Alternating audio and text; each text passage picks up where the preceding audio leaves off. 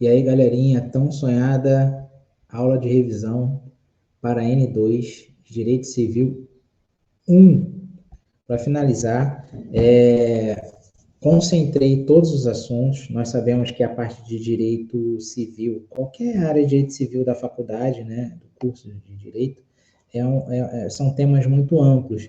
Então, fica muito complicado a gente conseguir descer nas profundezas das matérias do Código Civil em um período de faculdade, né?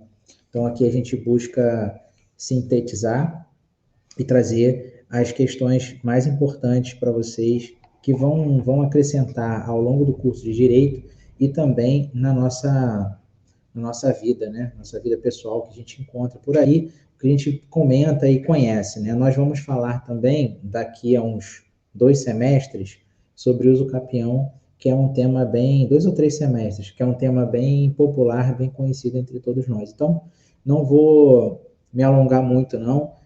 Vamos partir para cima aqui do que é importante, tá? Eu separei esses temas para a prova, para vocês estudarem. Esse é o conteúdo total da N2. Aí você vai falar, mas professor, todos os itens que estão aí são os itens que é da ementa. Não, beleza, o item da ementa, mas a gente vai começar a trabalhar e restringir esses assuntos de uma maneira mais importante para vocês darem uma lida, interpretar o conteúdo e chegarem bem preparados para a prova, beleza? Os temas mais importantes que podem cair, com certeza, não preciso nem ficar comentando aqui com vocês, né? Podem ver aí a desconsideração da personalidade jurídica, que vai estar sempre presente na vida de vocês, principalmente aqui no mercado de trabalho, acontece, a gente tem que saber a possibilidade de desconsideração da personalidade jurídica para conseguir obter êxito para nossos clientes, tá bom? Associação, focar na constituição da associação, bem como fundações também, apesar de eu não ter posto aí, é importante dar uma lida em fundações, porque é mais ou menos similar à forma de criação dessas duas entidades, tá bom? Então, dá uma lida nesse conceito, apesar de vocês terem o Código Civil para fazer a prova lá, é importante dar uma lida. Domicílio é muito importante também, vocês lerem a importância do domicílio na vida da pessoa física, né? Saber o endereço, as obrigações de cidadão com relação ao domicílio. Dos bens, nós temos que estudar dos bens, principalmente a importância e a classificação deles, né? O corpóreo, só a questão conceitual, incorpóreo, fungível e infungível. Os bens públicos, marquem bens públicos, que é o item 4.5, que é muito importante, e as benfeitorias, que são muito importantes também, tá? Diferenciação de prescrição e decadência, e vamos lá. O que eu coloco aqui no item 1? São 45 slides, eu vou fazer os comentários mais breves possíveis. Vocês, por favor, vão anotando, ou trabalhem com o Código Civil aberto e marquem, sublinhem as palavras-chave, não escrevam no Código Civil, porque é considerado como cola. Mas o importante é ter um papel e uma caneta e anotar ao lado as coisas que eu vou falar aqui, para poder sintetizar o estudo de vocês, tá? O que é a desconsideração da personalidade jurídica? A desconsideração da personalidade jurídica é uma forma de intervenção de terceiros que a gente não estuda em Direito Civil 1, mas é importante vocês saberem. É uma forma de intervenção de terceiro que está previsto no Código de Processo Civil, tá? O Código Civil, ele traz em um artigo específico, quando nós estudamos pessoa jurídica, tem um artigo específico lá para forçarem vocês a pesquisarem, levar o código para a sala e olhar. Ele vai tratar da desconsideração da personalidade jurídica, mas vai entrar em mais detalhes no Código de Processo Civil na parte de intervenção de terceiros, tá bom? Então, prestem atenção nesse tema. Como é que é dada a desconsideração da personalidade jurídica? Ela pode ser inicial, antes, assim, no momento do ajuizamento da ação na petição inicial, a parte autora ou reclamante já pode pleitear ao juiz a desconsideração da personalidade jurídica, desde que se comprove algum tipo de violação da norma legal que possa prejudicar o autor dessa ação, tá? Essa comprovação, ela pode ser feita através de prova material, né, prova documental, e pode ser direcionada a tão somente um dos sócios, tá? Ou a todos os sócios da empresa. E aí, se requerer ao juízo a desconsideração da personalidade jurídica, não só para todos os sócios, como também para um de seus sócios. É uma responsabilidade, como eu coloco ali, ó, é uma responsabilidade que a princípio seria atribuída à sociedade, será atribuída a seus sócios, ou a um dos sócios, desde que seja comprovada a violação com relação a essa pessoa que está pleiteando seus direitos. Então, aqui a gente tem as questões da nomenclatura. Há uma importância de vocês diferenciarem a desconsideração da despersonificação. A desconsideração, ela incide de forma direta na empresa, onde se busca o patrimônio dos sócios para trazer para dentro do processo, e aí isso é considerado uma intervenção de terceiros. E a despersonificação ocorre quando dá a baixa da empresa no registro, no cartório de registro de pessoa jurídica. Então, se eu quero extinguir uma empresa, eu despersonifico a empresa. Se eu quero desconsiderar uma empresa, eu trago os patrimônios desse sócio para dentro do processo, e esse patrimônio ele vai ser objeto da ação, vai ser objeto de penhora para satisfazer o direito desses credores, que no caso são os autores da ação ou autor da ação. É importante vocês considerarem o artigo 50, que fala da teoria maior, que é a forma de aplicação da desconsideração da personalidade jurídica, e o artigo 28 do Código de Defesa do Consumidor. Existe uma diferença entre os dois artigos, que eu não vou ficar lendo aqui, eu só cito esse artigo como a teoria maior. Então, anotem: teoria maior, artigo 50 do Código Civil Brasileiro. Teoria menor, artigo 28, caput, e parágrafo 5º do Código de Defesa do Consumidor. Anotem isso, que é importante, tá?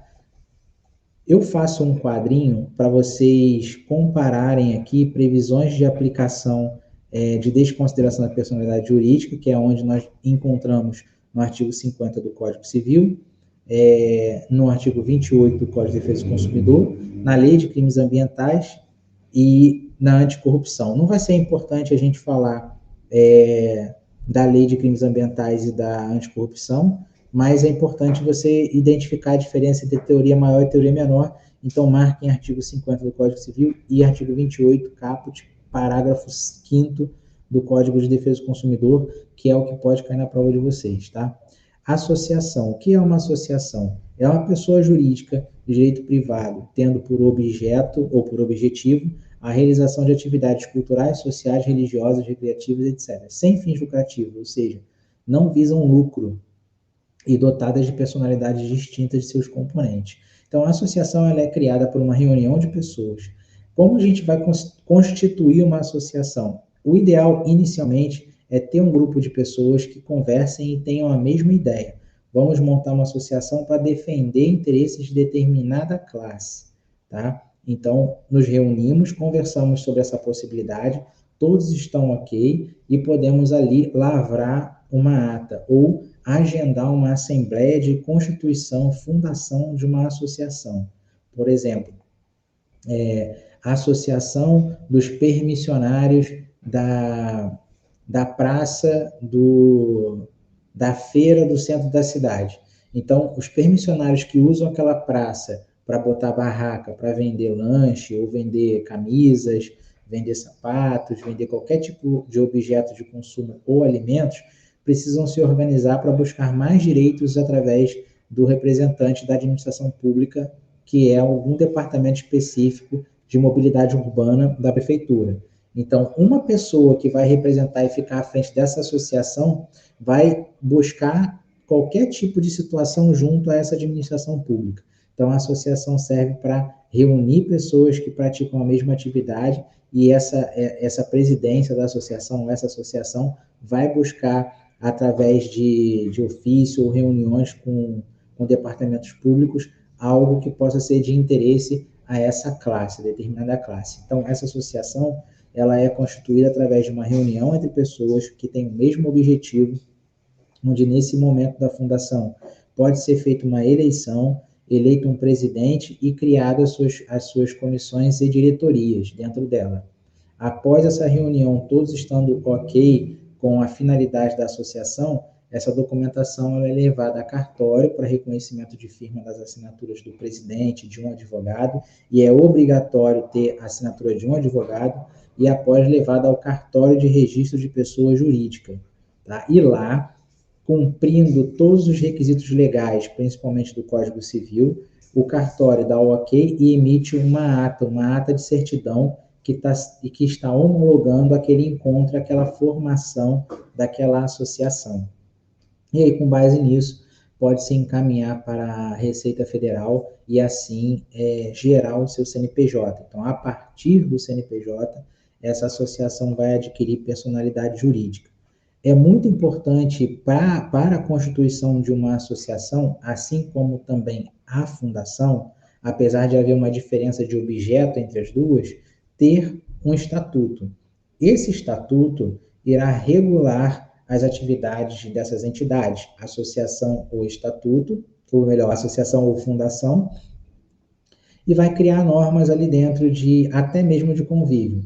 Mas é muito importante, além do estatuto, o presidente e a sua comissão, a sua diretoria, através de uma assembleia geral, seja ordinária ou extraordinária, criar e colocar em votação um regimento interno. Esse regimento interno pode, inclusive, normatizar regras de convívio entre os associados e, inclusive, punir determinadas atitudes que vão contrária ao estatuto ou contrária ao regimento interno. Tá? Então, é de suma importância, não é assim, como é que eu posso dizer para vocês, não é obrigatório ter um regulamento interno dessa associação ou dessa fundação, mas é de extrema importância possuir um regimento interno para tratar de questões disciplinares e qualquer outro tipo de questão também, de reuniões ou de aquisição de alguma coisa, para ficar por baixo, encoberto do estatuto e ainda alinhado ao Código Civil e colocar essa associação, essa fundação de uma forma mais profissional. Então, é de suma importância e é necessário ter o Estado,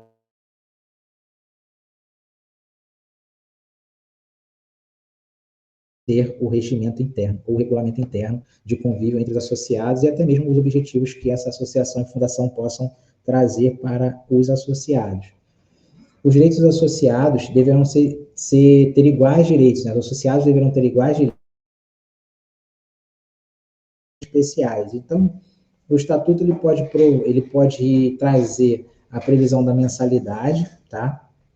E previsão de benefícios. Se esse estatuto não trouxer, o regimento interno tem que obrigatoriamente trazer a normatização do pagamento de mensalidade e até o que essa mensalidade pode oferecer para os associados, tá certo? A exclusão do associado. A exclusão do associado ela só é admissível havendo justa causa, assim reconhecido em procedimento que assegure direitos e defesas de recurso nos termos previstos no Estatuto. Nós podemos falar sobre exclusão de associados quando houver alguma violação do regimento interno daquela associação. Essa interpretação de regimento interno ou regulamento interno pode ser interpretada também para as fundações, não só como associações. Os sindicatos também têm a previsão, tá? Os condomínios, que não tem nada a ver com a matéria, também tem que ter o seu regulamento interno para o bom convívio da vizinhança dentro das normas que são estipuladas por aquele regulamento. A competência privativa de Assembleia Geral, então a Assembleia ela sempre tem que estar prevista no Estatuto, e a Assembleia ela é sempre considerada como se fosse um órgão máximo dessas associações dentro de um ato público que são as reuniões. Então, essas reuniões elas são consideradas como assembleias. Essas assembleias são convocadas através de notificação, afixada em edital, dependendo do tipo de associação, tem que ter um local específico para isso, tá? Então, essas interpretações que nós conversamos de associação são similares para a fundação. Tá? Acontece que a fundação ela também tem o seu objeto específico, mas pelo lado social. E aí, quando vocês pegarem o Código Civil para dar uma lida em associação e fundação, vocês vão conseguir entender a importância de um estatuto e de um regimento interno, tanto para a associação quanto para a fundação. E assim se normatiza e se regulariza institucionalmente a função da associação e da fundação. Temos a interpretação similar com o sindicato, porém o sindicato não vai cair na nossa prova. Agora a gente passa para domicílio. Eu ponho aqui como conceito de domicílio e a sua importância. Em que pese termos conceituados de domicílio em sala de aula e ainda comentado sobre o assunto, vamos destacar dois doutrinadores com seus conceitos. Esses conceitos de domicílio foram colocados em sala de aula, de forma presencial, e foram colocados no material de domicílio, acho que era a aula 12 ou aula 11, então nós temos lá, e eu trouxe esse conceito novamente para cá. Para o Washington de Barros Monteiro, é a sede jurídica da pessoa onde ela se presume presente para efeitos de direito e onde exerce ou pratica habitualmente seus atos de negócios jurídicos. E para Orlando Gomes, domicílio é o lugar onde a pessoa estabelece a sede principal de seus negócios, ou ponto central de ocupação habitual. Então, nós temos duas interpretações um pouco divergentes, porém com o mesmo sentido final. Qual é o objetivo do domicílio? É encontrar aquela pessoa em determinado lugar. Esse determinado lugar tem que ser o lugar habitual dessa pessoa. Pode ser o local profissional dela? Pode, porque ela passa a maior parte do tempo no domicílio profissional. Pode ser o seu domicílio residencial? Pode, porque ela passa a maior parte do tempo na sua residência. Então, aqui, por exemplo, no escritório, eu passo a maior parte do meu dia no escritório. É mais fácil me encontrar no escritório do que em casa. Tá? Então, isso é uma referência de domicílio. Obviamente que existem algumas exceções para citação no Código Civil, tá? Como, por exemplo, servidor público. Ele pode ser citado no seu trabalho. Agora, o servidor particular, o trabalhador particular, o trabalhador seletista, já não detém dessa previsão legal para citações e intimações em seu ambiente de trabalho, salvo o melhor juízo. Mas o que está previsto no Código Civil, não existe uma vedação, tá? Para intimar ou citar o trabalhador seletista em seu ambiente de trabalho, mas também não há uma previsão específica como há para militares e servidores públicos de qualquer natureza. Então, essa questão da importância do domicílio, eu destaco para vocês nesse slide 22, já passando da primeira metade da nossa conversa, e coloco esse destaco para vocês esse conceito. Ó. É de interesse do próprio Estado que o indivíduo permaneça em determinado local no qual possa ser encontrado, para que assim seja possível se estabelecer uma fiscalização quanto às suas obrigações fiscais, políticas, militares e policiais. Por que o Estado se interessa no domicílio da pessoa natural, da antiga pessoa física? Se o cidadão muda de Estado e não pratica seu dever de votação, ele vai ser encontrado para referência de votação no estado onde ele se encontra. Se ele não atualiza, ele vai ter que pagar multa, porque o Tribunal Regional Eleitoral daquela região não tem o nome e os dados dessa pessoa naquela região para que ele vá efetuar o seu dever de cidadão, que é o voto. E isso, obviamente, irá prejudicá-lo em determinadas situações, como a aprovação em concurso público, por exemplo, que depende de uma certidão negativa do Tribunal Superior Eleitoral, do TSE, ou do Tribunal Regional Eleitoral daquela região, dependendo do tipo de concurso que ele for praticar. Então, há uma importância do cumprimento dessa obrigação. Das questões fiscais, a mesma coisa. Se o cidadão não declara o imposto de renda, não efetua pagamento de determinado imposto, como o IPTU, por exemplo, ou até em PVA, ele tem que ser cobrado pela administração pública, tá? Como é que vai se cobrar? Ele tem que comunicar, tem que ter um endereço fixo. por questões políticas, que nós falamos aqui sobre a votação, por questões militares, são aquelas questões do adolescente que se transforma em adulto, faz 18 anos, é obrigado a se alistar, um alistamento militar, com base na região onde ele reside, ele tem que se alistar na região administrativa daquele local para exercer a sua obrigação de cidadão. E para as questões policiais, no caso de cometimento de crime. Então, o cidadão praticando crime, ele tem que ter um domicílio onde ele será intimado a prestar seus depoimentos ou depoimento no caso de algum crime que ele participe.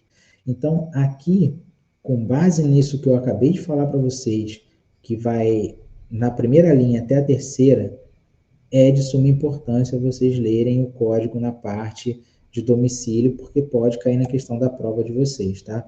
A mudança de domicílio tem que ser comunicada, a fixação do foro do domicílio, do foro competente, é através do domicílio. Então, se eu resido na cidade de Porto Velho, em determinadas ações judiciais, como o Código de Processo Civil prevê, aí já não é o Código Civil, eu, como autor, posso demandar a ação no meu domicílio. E dependendo se for de natureza real, de direito das coisas, se for questão de imóvel, tem que ser no domicílio do imóvel. Então, a questão do domicílio vai determinar o foro competente para o ajuizamento de uma ação. Tá? Então, esse é o ponto. Existe o interesse do Estado com relação ao domicílio e existe a definição da competência com relação ao domicílio.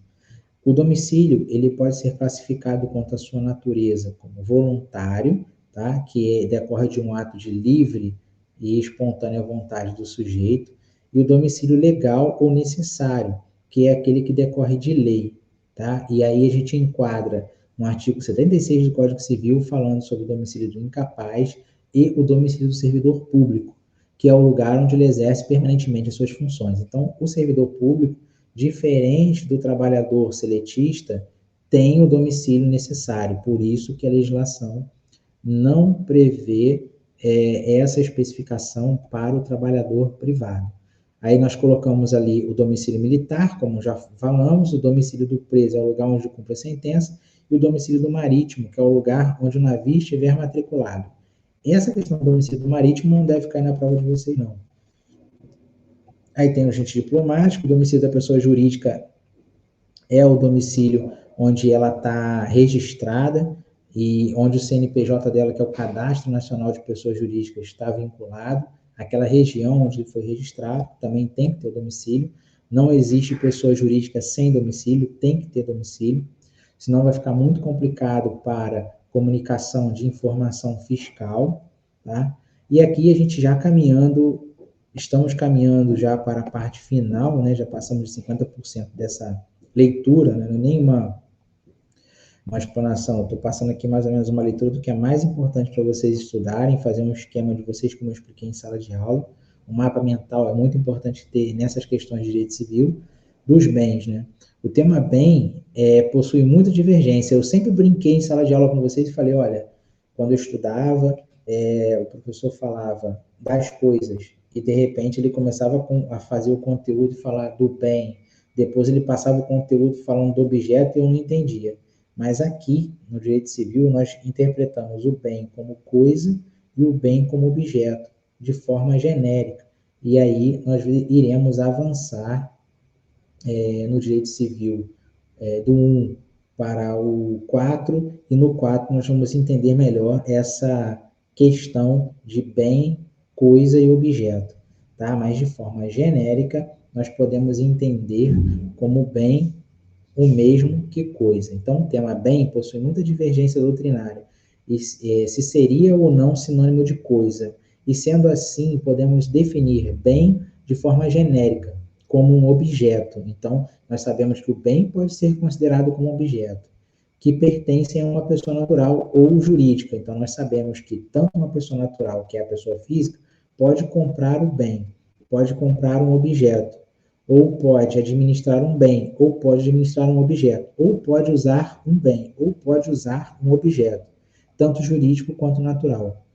E que este bem pode ser objeto de relação jurídica, que no caso é uma compra e venda. A compra e venda pode definir direitos sobre o bem, direitos sobre um objeto, e nesse sentido podemos ter objetos materiais ou intangíveis. Inclusive, essa distinção é apresentada na doutrina. Então, nós temos uma divergência doutrinária com relação a sinônimos entre coisa, bem e objeto, mas de uma maneira genérica nós podemos interpretar que tanto coisa quanto bem quanto objeto são sinônimos. Tá? Isso a gente vai construindo ao longo do curso de Direito Civil na faculdade. Bem corpóreo e incorpóreo, vocês vão ler aí, tem 4.1, 4.2, 4.3, 4.4. Comento mais um pouco sobre benfeitorias, né, para vocês. Aqui o slide do 4.3 está lá falando sobre bens móveis e imóveis, está cortado aí embaixo, mas vocês estão recebendo o material em PDF, e aí vocês leiam o PDF, mais o que vocês escreveram com o que nós ditamos em sala de aula. Mas as benfeitorias, elas são realizadas para algum fundamento naquele bem. Eu vou diversificar essas benfeitorias em benfeitorias necessárias, úteis e voluptuárias. A necessária, ela tem por fim de conservar o bem, tá? Ou evitar que ele se deteriore, né? Por exemplo, moro num imóvel que está tendo um vazamento na coluna de água de esgoto do banheiro, então eu sou obrigado a quebrar aquela parede e fazer uma manutenção naquela tubulação hidráulica. Se eu não fizer, eu terei aquela parede ou aquela coluna deteriorada. E aí eu preciso conservar fazendo a substituição daquele cano. Isso é um ponto. Ela é necessária. Eu tenho que fazer, senão eu vou ter prejuízo. As úteis aumentam ou facilitam o acesso do bem, né? Nós podemos ampliar o acesso da porta principal, ou podemos ampliar o acesso pela porta da garagem, ou podemos ampliar uma escada e colocando uma acessibilidade para pessoas de deficiência, né? Cadeirante, por exemplo. Então, estou fazendo uma benfeitoria útil para aquela pessoa ter um melhor acesso àquele bem ou usar melhor aquele bem. E as benfeitorias voluptuárias, que é o de mero deleite, né? Que é o de mero embelezamento, a criação de um jardim, um balanço, uma piscina, um quintal de uma casa, um terraço para banho de sol, um chuveiro na área externa de um imóvel, são benfeitorias voluptuárias. Dentro da matéria de direito civil, quando vocês chegarem em contratos, ou falar um pouco sobre locação de imóvel, direito imobiliário, esse tema irá voltar, né? O tema voltará para o debate de direito imobiliário, principalmente quando nós tratamos de locação. E aí sim, há uma obrigatoriedade não, né? Há uma sugestão de inclusão de cláusulas contratuais, até no direito civil 3, que é direito que fala de contratos, a inclusão de de cláusulas contratuais sobre benfeitorias, tá? Como se vai haver uma retenção de uma benfeitoria ou um desfazimento de uma benfeitoria, como nós temos casos aqui no escritório de desfazimento de obra, tá? Para imóveis locados. Então, nós entramos na parte de direito imobiliário e é onde esse tema irá aparecer para vocês. Mas, aqui no Direito Civil 1, é importante vocês entenderem esses 3 tipos de benfeitorias, como nós explicamos bastante em sala de aula, como nós colocamos no material de PDF, e está aqui com vocês no material de PowerPoint. Beleza? Estou falando rápido porque o assunto é longo e eu quero encurtar os temas mais importantes, tá? Para vocês. Eu estou com uma anotação aqui sobre as questões mais importantes. Então, bens públicos. É muito importante vocês lerem esse slide e buscar essa consulta no Código Civil, porque é uma questão que pode cair na prova de vocês. Os bens públicos, conforme o artigo 98 do Código Civil, não vão para o Código de Processo Civil, que esse artigo 98 lá fala de justiça gratuita e não de bens públicos. Aqui no Código Civil, esse artigo trata de bens públicos. São os bens de domínio nacional, né, pertencentes às pessoas jurídicas de direito público interno.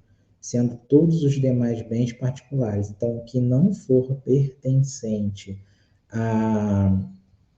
ao direito público, a pessoa jurídica de direito público, são considerados bens particulares, tá certo? Então, apesar de literalmente devemos entender que existem exceções, como, por exemplo, os bens pertencentes à pessoa jurídica de direito privado, que esteja sendo afetado a prestação de serviço público, esses são considerados também bens públicos. E aí, nós temos enunciados que tratam sobre esse tema.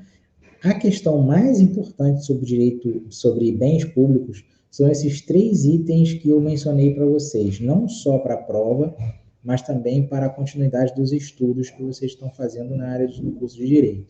Tá? Os bens públicos possuem algumas características, e essas características são as que vocês precisam entender. Inalienabilidade, que não podem ser vendidos, exceto os bens dominicais, e os bens dominicais estão previstos no artigo 101. Então, analisem artigo 100 e artigo 101. Se você puder, grife para, na hora da prova, ler o que vocês grifaram. Só não anotem, porque é considerado como cola.